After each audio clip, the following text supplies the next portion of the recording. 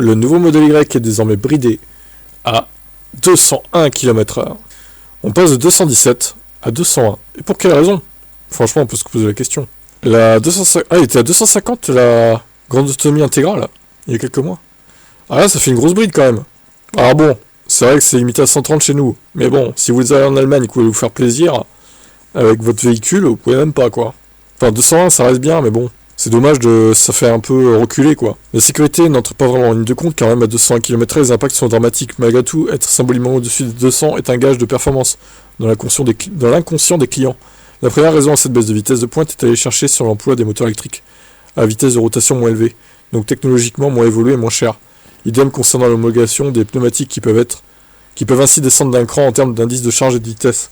Les pneus de performance coûtent cher, et multipliés par les millions d'exemplaires nécessaires annuellement, les économies d'échelle gigantesques.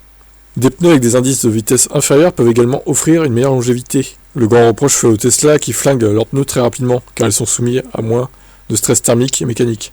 Idem, ces pneus adaptés à des vitesses moindres peuvent présenter une résistance au roulement optimisée, améliorant ainsi l'autonomie du véhicule. La durabilité des composants mécaniques entre ensuite en ligne de compte en limitant la Vmax.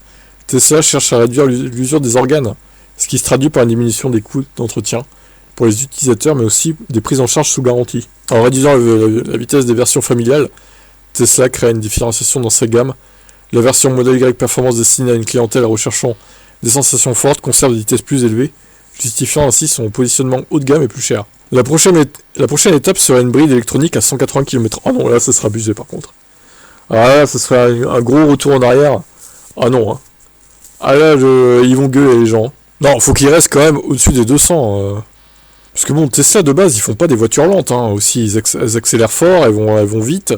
Donc si tu te cales sur les autres à 180, bon, c'est un aveu d'échec pour moi. Non, il faut pas qu'ils fassent ça. Qu'est-ce que vous en pensez, vous?